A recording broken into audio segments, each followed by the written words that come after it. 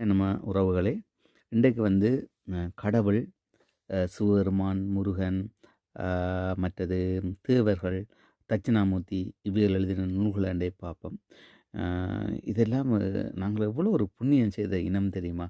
இந்த தமிழ்ல எங்கள்ட கடவுள், எங்கள்ட அப்பன் முருகப்பெருமான், சித்தர்கள், தேவர்கள் இவையெல்லாம் வந்து எங்களுக்கு எழுதி, நீங்கள் எல்லாம் எங்கள்ட நிலை அடையுங்கோ, சாகாத நிலை அடையுங்கோ, ஒளியுடம்பு பெறுங்கோ அண்டு அவைகள் எங்களுக்கு அள்ளி அளித்தர நாங்கள் அது இந்த மகிமை தெரியாமல் எல்லாத்தையும் விட்டுட்டு தூர நோக்கி போய் கொண்டிருக்கிறவங்கன்ற பாதையை நோக்கி.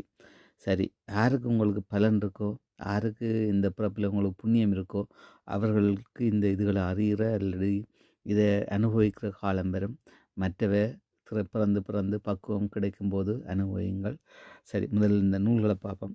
இது சிவபெருமான் உமாதேவிக்கு உபதேசித்த ஞானசரண். இந்த ஞானசரண் நூல் எப்படி என்றால், இந்த உடம்பில் நடக்கிற சுவாசத்தை கொண்டு வலப்பக்கம் இடப்பக்கம் சுழுமுனை இப்படி நடக்கிற சுவாசத்தை கொண்டு என்ன நடக்கும், உடம்பில் என்ன வியாதிகள் வருத்தங்கள் உண்டா, அதை எப்படி மாற்றுறது. அடுத்தது இந்த தியானங்களுக்கும் இதில் சில முறைகள் இருக்குது. உடம்பில் உள்ள காற்றை மாற்றி சில முறைகள் இருக்குது. அப்படி இது ஒரு ரகசிய நூல். இது நிறைய பேருக்கு தெரியாது. இப்படி ஒரு கலை இருக்குன்றே தெரியாது. இது சித்தர்களுடைய ஒரு கலை. இது அடுத்த நிலைக்கு போகும்போது இதுகளை உங்களுக்கு குருமார் சொல்லி தருவினோம்.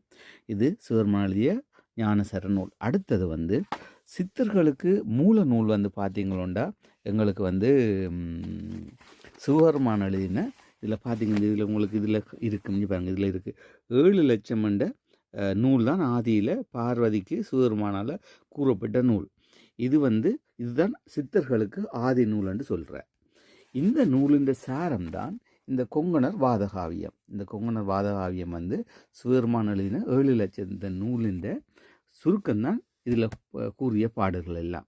அப்படி பார்த்தீங்கன்னா இதில் உள்ள எல்லாமே சித்த நூல்கள் தான். இதெல்லாம் சித்த வைத்திய நூல்கள். இதில் மேல் உள்ள எல்லாம் பல வகையான சித்தர்கள் எழுதின நூல். இதில் உள்ளது எல்லாமே உங்களுக்கு வந்து அகத்திய பெருமான் எழுதின நூல். இதில் உள்ள நூல்கள் எல்லாமே போக பெருமானும் மற்ற சித்தர்களும் எழுதின நூல். இதில் உள்ள எல்லாமே வேறு வேறு சித்தர்கள் எழுதின நூல். இதெல்லாம் சித்தர் வரலாறுகள்.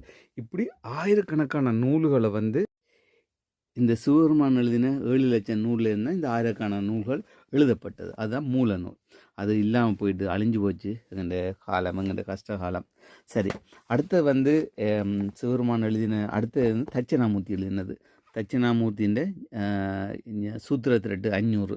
இது ஒரு தட்சிணாமூர்த்தி சிவபெருமான் ரங்கி வர்ற நிலையில் உண்டு. அடுத்து வந்து தட்சிணாமூர்த்தி மெஞ்ஞானம் 1500.